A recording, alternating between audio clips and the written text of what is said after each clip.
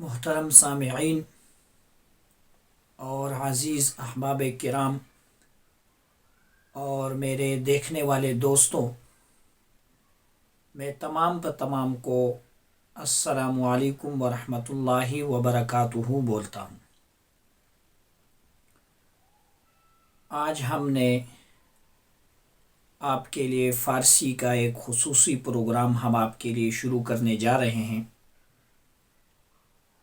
کافی سارے دوست ہمارے جنہوں نے گزارش کی ہے کہ فارسی کی ایک کلاس کا انعقاد شروعات ہونی چاہیے تاکہ ہم فارسی کو تھوڑا بہت جان لیں۔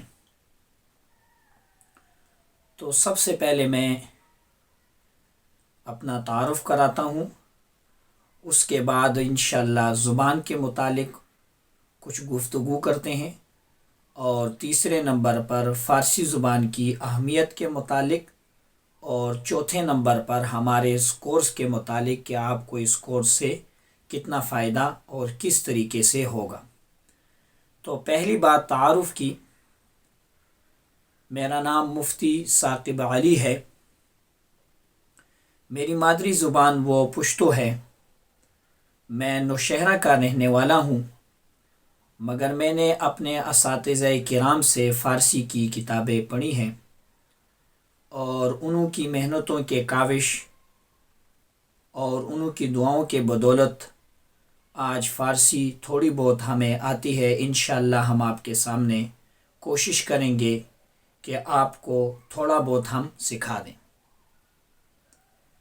دوسری بات زبانوں کے متعلق، تو دنیا میں 196 ممالک وہ آباد ہیں۔ ایک تجزیے کے موافق دنیا میں 196 ممالک وہ آباد ہیں۔ ان 196 ممالک میں جو کل زبانیں بولی جاتی تھی، ایک رپورٹ کے مطابق 7457 زبانیں وہ ان 196 ممالک میں بولی جاتی تھی۔ زمانے کے دوران سے گردش سے 360 زبانیں وہ متروک ہوگی، یعنی ختم ہوگی، ان کی طرف کسی نے توجہ نہیں دی، اور 360 زبانیں دنیا سے ختم ہوگی۔ بقیہ زبانیں دنیا میں آج تک رائج ہیں۔ ان زبانوں میں ہمارے ملک پاکستان میں تقریباً 96 زبانیں وہ بولی جاتی ہیں، اور 96 زبانوں میں ہماری پاکستان کی قومی زبان وہ اردو ہے۔ ہمارے یہاں پر حضرات پشتو والے بھی موجود ہیں، اردو والے بھی موجود ہیں، اور انگلش بھی کافی سارے لوگ بولتے ہیں۔ مختلف قسم کی زبانیں پاکستان میں بولی جاتی ہیں۔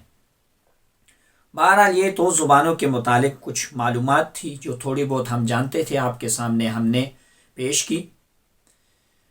تیسری بات جو فارسی زبان کی اہمیت ہے، تو آپ اس کو تھوڑا بہت سمجھیں۔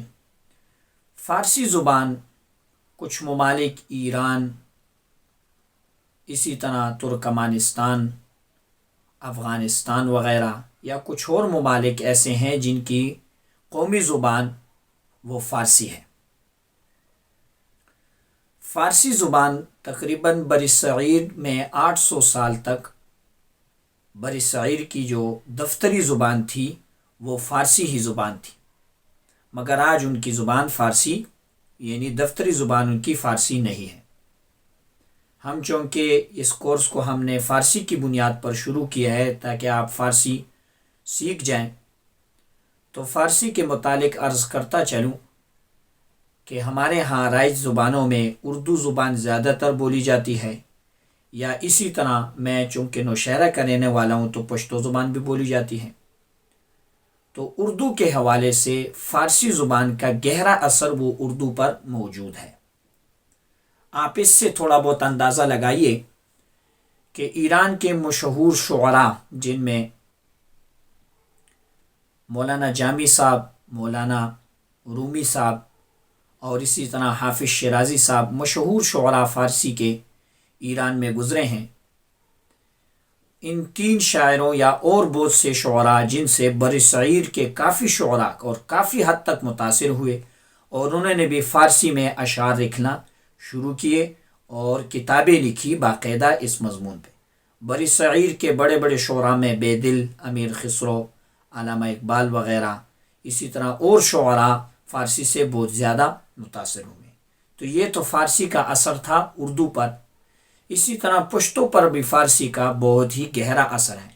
تاہم ماہرین کا کہنا تو اس حد تک ہے کہ پشتو ایک مستقل زبان نہیں ہے، بلکہ پشتو فارسی کی ایک شاخ ہے کہ پشتو کے لیے فارسی یعنی ماں کی حیثیت رکھتی ہے۔ یہ تیسری اہمیت کے متعلق۔ چوتھی بات کہ ہم اس کورس کو کس طرح سیکھیں گے تو میں بتاتا چلوں۔ اس کورس کا دورانیہ ہمارے پاس 40 دن ہوگا، یعنی 40 اسباق میں ہماری کوشش یہ ہوگی کہ آپ کو فارسی یعنی پڑھنا، دوسری بات فارسی کو لکھنا، اور تیسری بات فارسی بولنا۔ ہماری کوشش یہ ہوگی کہ یہ تینوں چیزیں آپ کو انشاءاللہ 40 دن کے کورس کے بعد آپ کو یہ تینوں چیزیں آئیں گی۔ تجربے کی بنیاد پر میں عرض کرتا چلوں کہ 40 دن کے کورس کو اگر آپ مسلسل سنیں گے اور اس کے بعد جو مشقیں ہم اس کورس میں آپ کے سامنے حل کریں گے، اگر آپ اس کو دہراتے جائیں گے تو 40 دن کے بعد انشاءاللہ فارسی کی کتابیں آپ پڑھ سکتے ہیں، ان سے نتیجہ، معنی، مقصد آپ اخذ کر سکتے ہوں گے۔ رہی بات بڑی گرامر کی تو اس کے لیے انشاءاللہ ہم اس کورس کے ختم ہوتے ہی مزید کتابیں گلستان سعدی، بوستان سعدی اور مولانا روم کی مایناز کتاب، مثنوی کتاب، اسی طرح دیوان حافظ شیرازی صاحب کی کتاب، اس کورس کے ختم ہوتے ہی ہم آئندہ ان کتابوں کو شروع کریں گے کہ تاکہ آپ کو ادبی فارسی کلاسیکی اعتبار سے، بڑی گرامر کے اعتبار سے آپ کو سمجھ آ جائے۔ تو بتاتا چلوں، بات ختم کرتا ہوں کہ ہمارا یہ کورس 40 دن پہ مشتمل ہوگا۔ انشاءاللہ العزیز اگلے درس میں آپ کو زبان سیکھنے کے متعلق مختصر سا ایک قاعدہ، ایک اصول بتایا جائے گا جس سے آپ فارسی کو آسانی سے سیکھ سکتے ہیں، اور انشاءاللہ تیسرے درس میں آپ کے سامنے پھر فارسی زبان سیکھنے کا مستقل درس یعنی بورڈ کے ذریعے آپ کو سمجھایا جائے گا۔ آج تک کے لیے ہمیں اجازت دیجیے۔ السلام علیکم ورحمۃ اللہ وبرکاتہ۔